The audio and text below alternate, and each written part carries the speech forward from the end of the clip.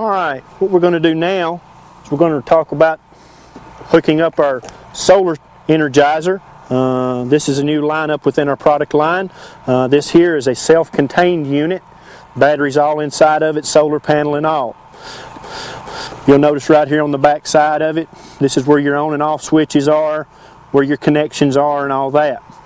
As well as you'll notice right here, this can be mounted either on a wood post or it's actually set up to where it can be mounted onto a steel T-post. What we're going to do today though, we're going to mount it on this wood post. Comes with a couple of nails and washer type deal. Take and run your nail through the washer itself.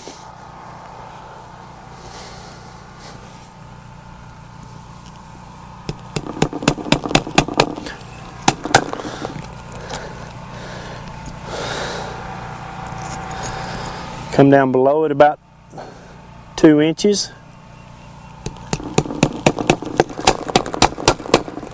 Bring your washers back out towards the front themselves. It's going to slide right up through here. Makes it where he nice tight hangs on there. Of course, if you needed to, you could drive the nails in a little bit tighter if you wanted to tighten it up.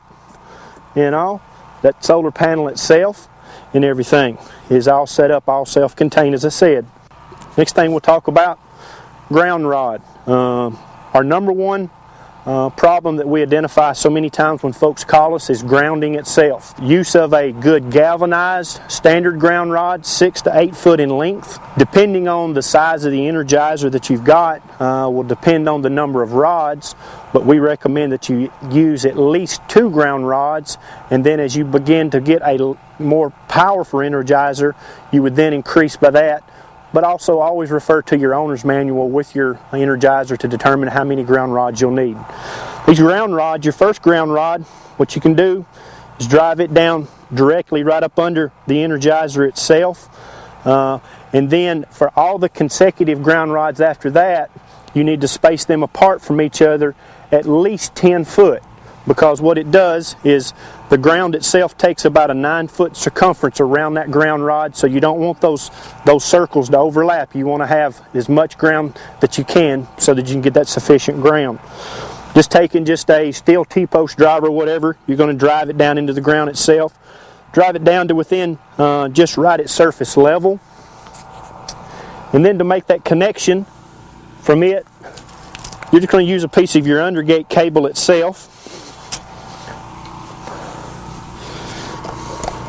And then, of course, what you got to do is remove the insulation from the undergate cable. You want to be able to expose that right there.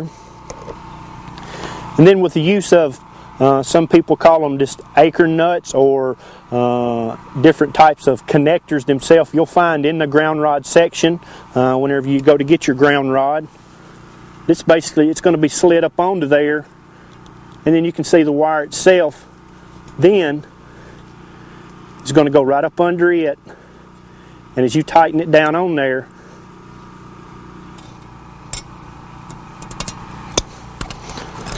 what that's going to do then is make that good connection to it. And of course, if this were down in the ground, you'd trail that right back up, coming back up to your Energizer, connecting into the ground terminal itself. It's something we didn't talk about a moment ago. What we'll do is we'll take the Energizer back off. The lightning bolt would represent your electric. That's where the electrical charge is going to come out of it. This symbol right here represents ground. That's the ground connection right there. Alright, what we're doing now is coming from our Energizer back to making our connection right into here.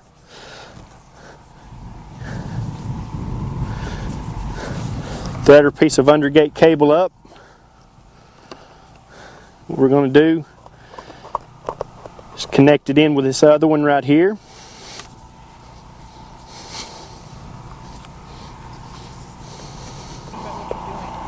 Alright, and what I'm doing now, just getting this good and tight so that we've got a good connection to it. Getting them right down on there. Okay.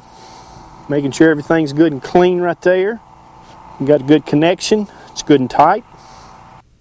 Then, taking our piece of undergate cable, what we're going to do is kind of just to hide it away. We're going to run it right back up under here.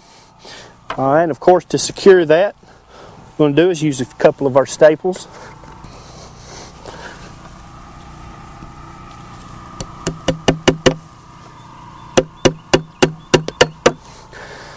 What we would do then is just continue that right on across, securing it all the way across until we get over to where our Energizer itself is, cutting it to the length that we need. What we would do there, of course, we've got to remove the polymer from the end of here so that we'll be able to make that connection. Got our bare wire itself, and what we're going to do then is come in, connect to the back side of our Energizer. Then that will complete the ability to get our electricity to our rail itself.